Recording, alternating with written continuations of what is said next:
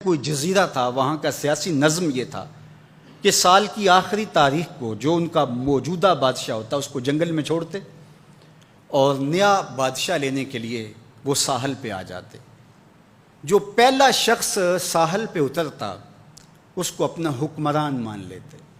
جو بھی حکمران بن جاتا وہ خوش ہو جاتا، حالانکہ اس کو بتا دیتے کہ ایک سال کے لیے تجھے منتخب کیا ہے، سال کی آخری تاریخ کو تخت سے اٹھائیں گے، باندھیں گے، جکڑیں گے، اور اسی جزیرے کے دوسرے کنارے ایک جنگل ہے جہاں خاردار جھاڑیاں اور موذی جانور ہیں، وہاں تجھے پھینک دیں گے۔ وہ بھول جاتا، کہتا دیکھی جائے گی۔ اور سال کی آخری تاریخ جب وہ رسیاں اور زنجیریں لے کے آتے تو وہ پریشان ہو جاتا کہ آنکھ جھپکنے میں سال گزر گیا، پتہ ہی نہیں چلا۔ پھر روتا ہوا چیختا ہوا اس جنگل میں جاتا اور لوگ اس کو چھوڑ کے آ جاتے اور درندوں کا رزق بن جاتا۔ اور جو بھی آتا اس نے کبھی انکار نہیں کیا تھا۔ پہلی بار ایسا ہوا کہ جس شخص کو انہوں نے ہار ڈالے، گارڈ آف آنر دیا، تعظیم تکریم دی، سیلوٹ کیا، اس نے کہا یہ سب کیا ہے؟ کہا کہ آج کے بعد تو ہمارا حکمران ہے۔ کہا میں تو امور سلطنت نہیں جانتا، میں تو تاجر آدمی ہوں، چیزیں بیچنے آیا ہوں۔ کہا کہ ہمارا اصول یہی ہے کہ سال کی پہلی تاریخ کو پہلا شخص جو جزیرے پہ قدم رکھتا ہے وہ ہمارا حکمران ہوتا ہے۔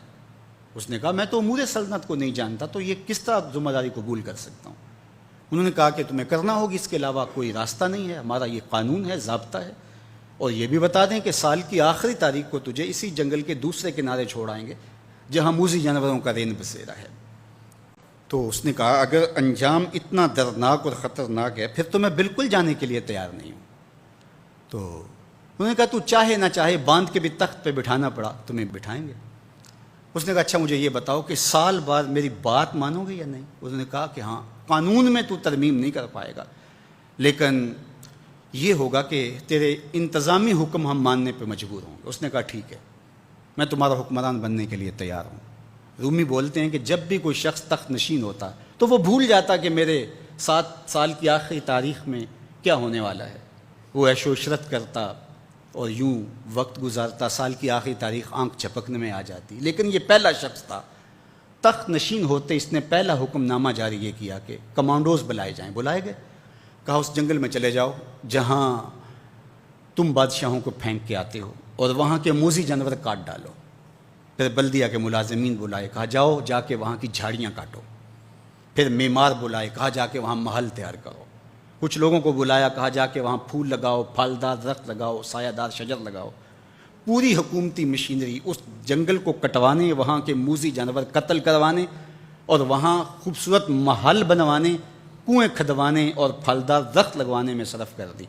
اب سال کی آخری تاریخ کو جب وہ زنجیریں لے کر آئے تو اس نے کہا کہ مجھے کیوں جکڑتے ہو، میں خود جانے کے لیے تیار ہوں، اس لیے کہ یہ اس تخت پہ آرام سے نہ بیٹھا، یہاں بیٹھ کے تیاری وہاں کی کرتا رہا جہاں اس نے جانا تھا۔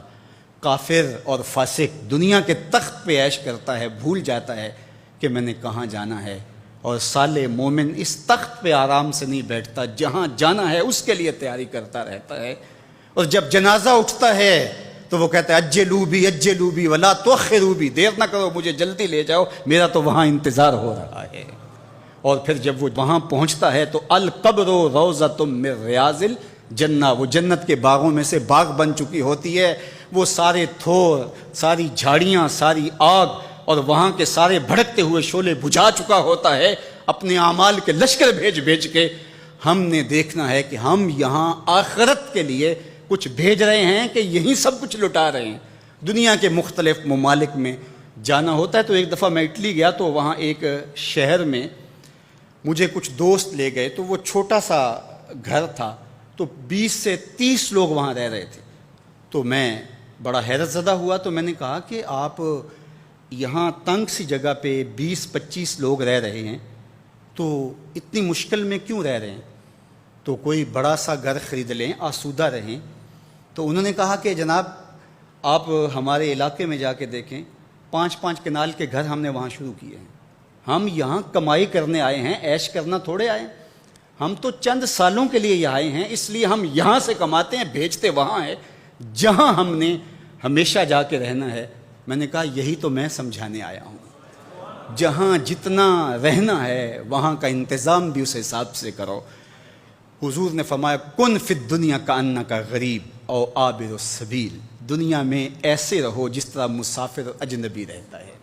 دنیا پر جینا لگا کے بیٹھ جاؤ، چند دن کے لیے آئے ہو، یہ آخرت کی کھیتی ہے، دارالعمل ہے، وہ آخر دارالجزا ہے، تو قبل اس سے کہ وہ وقت آئے ہاتھ ملتے رہ جائیں، توبہ کا در کھلا ہے، سورج ابھی مغرب سے طلوع نہیں ہوا، اللہ کی رحمتیں برس رہی ہیں، اٹھے ہوئے ہاتھ وہ موڑتا نہیں، خالی نہیں پھیرتا، تو اس کی دہلیز، اس کا در، اس کی چوکھٹ نہ چھوڑنا، اور آج غور کرنا کہ ہم کھڑے کہاں ہیں۔